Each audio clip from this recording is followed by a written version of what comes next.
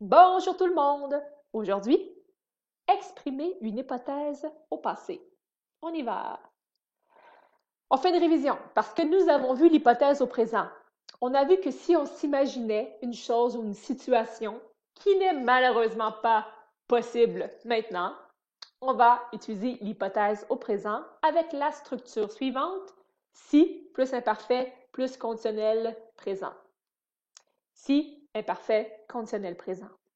Vous avez une phrase, un exemple. Si j'étais riche, maintenant, aujourd'hui, je ferais du yoga tous les jours pendant 3 heures. Mais ce n'est pas possible. J'ai un travail, je ne suis pas riche, j'ai beaucoup de responsabilités. Je n'ai pas le temps de faire du yoga 3 heures par jour. Non, non, non. Donc, ce n'est pas possible. Maintenant, hypothèse au présent. Ça, vous connaissez ça, ça va bien. Hypothèse au passé maintenant. On va utiliser l'hypothèse au passé quand on s'imagine une chose, une situation qui ne s'est jamais réalisé dans le passé. Ou si on passe à un regret aussi, on peut utiliser l'hypothèse au passé. Donc, la structure est très similaire à l'hypothèse au présent. Si, plus que parfait, et plus conditionnel passé. Là, vous dites, oh, palais, madame, wow, wow, wow, plus que parfait, conditionnel passé, je sais pas c'est quoi, je suis perdu, arrêtez. Là, je vous dis, OK, laissez-moi le temps de vous expliquer, de vous montrer. Vous allez voir que finalement, c'est pas si compliqué que ça, cette structure. Vous connaissez l'imparfait, vous connaissez le passé composé et vous connaissez le conditionnel présent. Vous connaissez ces trois temps, ça va bien. Vous allez facilement être capable de faire la structure suivante.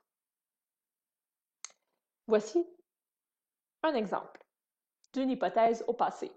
Si vous aviez eu le choix, vous auriez choisi les cours en présentiel. Donc, si au mois de décembre, l'année passée, le directeur a dit, OK, tout le monde, les élèves, est-ce que vous voulez avoir une session d'hiver en présentiel ou à distance? Là, vous, je suis pas mal certaine, vous auriez choisi en présentiel. Malheureusement, ce n'est pas ça qui s'est passé. C'est une situation qui ne s'est jamais réalisée dans le passé. Donc, dans ce cas, vous allez utiliser cette structure. Maintenant, on observe les verbes. Vous voyez ici, si vous aviez eu, et ici, auriez choisi. Donc là, vous pouvez remarquer que c'est quand même similaire au passé composé, dans le sens qu'il y a deux blocs, deux morceaux qui forment le verbe. On a un auxiliaire et un participe passé, comme le passé composé. Donc ici, on a le participe passé et ici, l'auxiliaire avoir, dans les deux cas.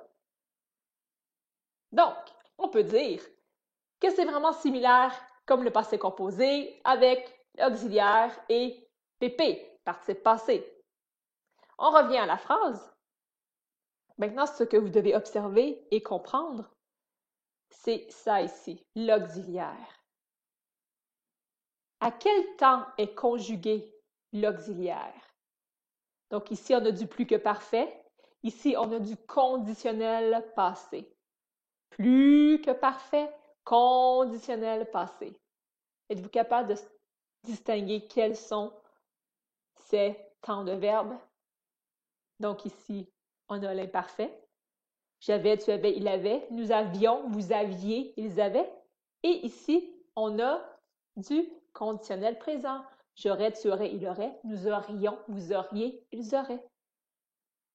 C'est comme ça qu'on écrit le plus que parfait et le conditionnel passé. Donc, bien important de comprendre aussi que comme l'hypothèse au présent, on peut prendre nos deux blocs, nos deux verbes, nos deux bouts de phrase et les interchanger. Il n'y a pas de problème de faire ça aussi. Mais ce qui est important de se souvenir, c'est que le si doit toujours accompagner le plus que parfait. Donc, je vous ai mis ici des exemples. Si vous étiez né à la ville de Québec, vous auriez eu comme langue maternelle le français, probablement. Mais je ne pense pas qu'il y a des élèves dans mes classes qui sont nés à la ville de Québec. Donc ici, c'est une hypothèse au passé. Ce n'est pas une situation qui s'est réalisée dans le passé. Si on avait été plus proactif face à la COVID, nous ne serions pas encore confinés à la maison. Ça aussi, c'est une situation qui, malheureusement, ne s'est pas réalisée dans le passé. Donc, nous allons travailler l'hypothèse au passé en classe. J'espère que pour vous, c'est clair. C'est ce que nous allons voir, mais j'ai confiance en vous. Merci tout le monde. À la prochaine.